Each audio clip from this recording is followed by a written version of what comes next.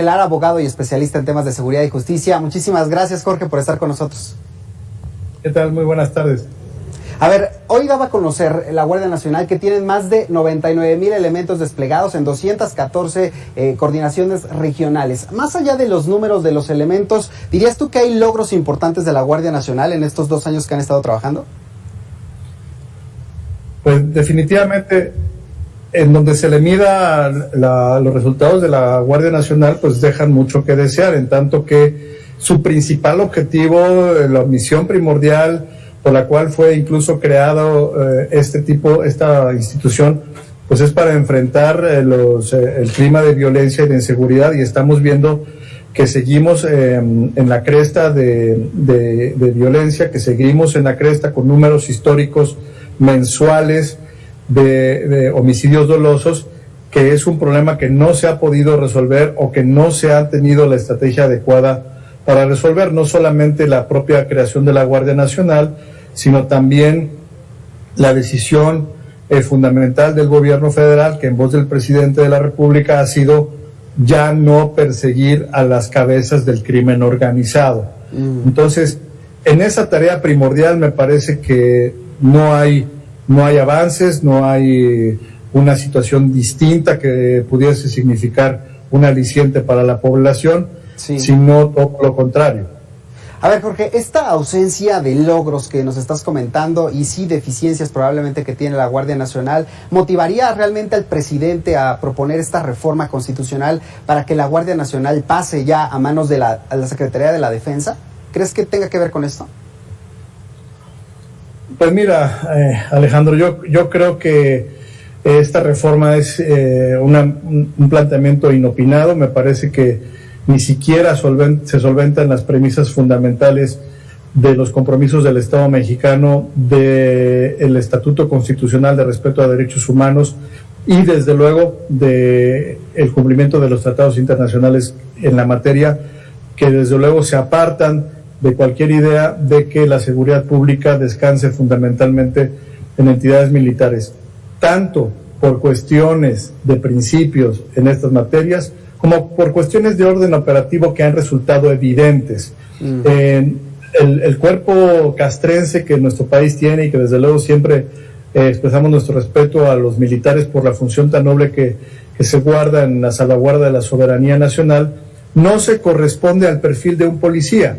El perfil del policía debe tener una robusta capacitación para enfrentar casos de delito, para poder investigar delitos, y todo esto se deriva en lo que se llama el certificado policial único, que es un documento que por virtud de la Ley de Seguridad Pública debe de contar con cualquier elemento policíaco para esta tarea. Los elementos militares de la Guardia Nacional no tienen este documento, no son policías ni de proximidad y mucho menos de investigación. Fíjate tú, Alejandro, un policía de investigación tiene que hacer cateos, tiene que hacer entrevistas, tiene que hacer procesos de inspección y revisión a los ciudadanos.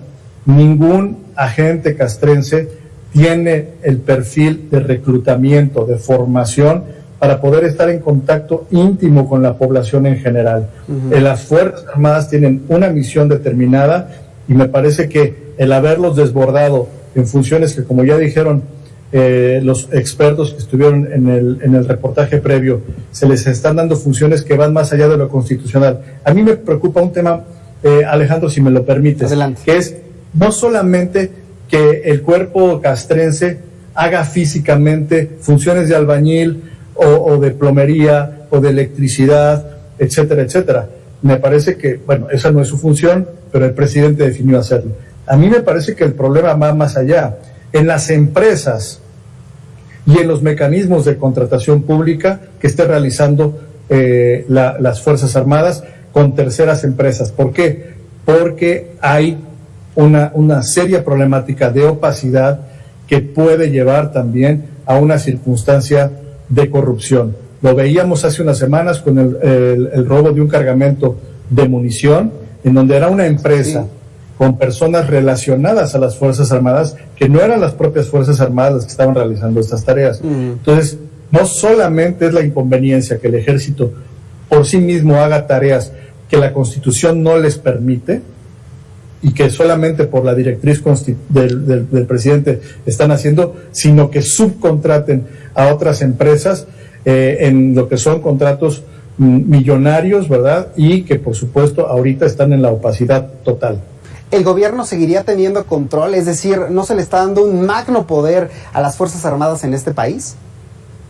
No, desde luego ya está desbordado este asunto en obras, en servicios, en administración, de instalaciones de logística, que deben de ser por su naturaleza administradas por personal civil y bajo jerarquías de inspección civil. Todo lo que tenga que reforzarse en ese aspecto es necesario y es correcto. Sin embargo, ya ahorita en la tesitura de otorgarle a las Fuerzas Armadas, pues yo quiero ver cuándo va a ser que se restablecerá un orden civil en todas estas instancias. Y ya, digamos, en el colmo del exacerbamiento de esta militarización, pues ya se pretende, ¿verdad?, que de un plumazo toda esta columna de fuerza de tarea de tropas del Ejército y la Marina que ya están en tareas de policía, pues ya definitivamente queden albergadas y alojadas orgánicamente bajo el Ejército. Eso nos parece que nos va a poner en una tesitura complicada, insisto, tanto por principios, por obligaciones en tratados internacionales, como por la operatividad. A ver, a mí me preocupan dos cosas de esto que dice el presidente con esta reforma que va a promover en los próximos meses, en relación a que se podría echar a perder la Guardia Nacional como la Policía Federal con este tema de la corrupción. ¿No es al mismo tiempo reconocer que la corrupción no se ha erradicado a nivel institucional como ha presumido esta administración?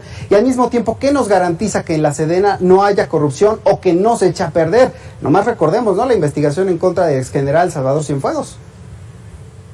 No, definitivamente confiamos mucho en nuestras Fuerzas Armadas, sabemos de su mística, de su doctrina, de su disciplina, pero siempre hay riesgos, ¿no? Y estos riesgos me parece que no se están enfrentando ni se están solventando correctamente. Ya tuvimos como país una experiencia terrible, amarga, que ha costado muchísima sangre, que fue el caso de los Zetas, que como ustedes saben, fue precisamente un cuerpo de las Fuerzas Armadas que desertó del Ejército con todo el entrenamiento, la capacitación, y se puso al servicio de un cártel del narcotráfico. Nada nos asegura que no pueda presentarse otra vez este riesgo de defección o este riesgo de que el crimen organizado capture a las instituciones castrenses. Me parece que eso hay que enfrentarlo de otra manera, no simple y sencillamente con un decreto o con una reforma que cambia de adscripción. Para esto debe haber certificados policiales, precisamente para esto debe haber inteligencia, para esto debe haber mecanismos de control, que son los que no se han querido desarrollar ni establecer, y al contrario se han estado estableciendo mecanismos que dan alicientes para conductas de corrupción, de opacidad y de escasa rendición de cuentas. Se desvirtuó la esencia policial de la Guardia Nacional, porque hoy lo que vemos, no sé, salvo lo que opines tú, el Ejército ya tiene el control de la Guardia Nacional, no es que eso vaya a suceder, eso ya está pasando. Incluso lo decía Alfonso Durazo, si te parece, escuchemos parte de lo que declaró hace tan solo unos días a su salida del Palacio Nacional sobre este tema. Vamos a escucharlo en unos minutos, Jorge, esta situación, pues que te digo, llama la atención por el tema de en qué papel está tanto la Guardia Nacional como el Ejército, y además, en este sentido, el papel que van a generar o que van a tener en los próximos meses respecto a las tareas de seguridad. Escuchemos lo que dijo Alfonso Durazo. No hay un liderazgo civil que tenga capacidad para conducir una organización que en su base original está formada por ex militares y ex marinos. Esa es la razón fundamental. Y además tenemos que entender también que estamos en una época de un nivel de inseguridad con una paciencia cada vez menor de la ciudadanía respecto al tema. Eso ya se sabía, ¿no? Hace meses. Bueno, aquí están faltando a la palabra que empeñaron cuando se hizo la reforma de Guardia Nacional, con la promesa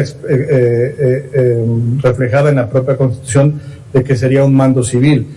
Desde luego que se supo que había una subrogación, un suplemento castrense a la Guardia Nacional, pero desde el día 1 en que se hizo la reforma, el gobierno federal faltó a su palabra, ¿no? Porque impuso como titulares a mandos castrenses. Eso ya se sabía, como tú bien lo dices, Alejandro, pero vamos, ni siquiera el último argumento que dice Durazo se sostiene en el sentido de que haya sido eficaz. Ya no digas tú para disminuir el grado de delito, sino que en un contexto de pandemia, en donde los delitos del fuero común por razones naturales fueron a la baja, los delitos los delitos del fuero federal pues no fueron resueltos, ¿verdad? Entonces, de alguna manera creo que esta parte debe de atenderse de otra manera. Finalmente, Jorge, y tengo unos segundos nada más, si mañana desapareciera la Guardia Nacional, ¿cambiaría algo en la realidad de México? Toda vez que la auditoría también ya alertó que ni patrimonio propio tiene la Guardia Nacional, ¿no? Bueno, pues es que esa es otra de las cuestiones. Yo creo que esto nos debe llamar a una reflexión sobre lo que necesita urgentemente nuestro país, dado que se termina el periodo de transición de gracia que se le dio la Constitución al presidente en ese sentido, que es ir ya a una gran reforma policial, rescatar los grandes temas olvidados que son las policías estatales y las policías municipales. En tanto eso se postergue, me parece que vamos a seguir teniendo estas soluciones que no lo son en realidad, sino que son simples medidas de urgencia que no solucionan el fondo de nada. Bien, Jorge, te agradecemos mucho estos minutos, muchísimas gracias. Al contrario, muchas gracias, Ale, como siempre. Vamos a hacer una pausa, regreso en minutos, no le cambie.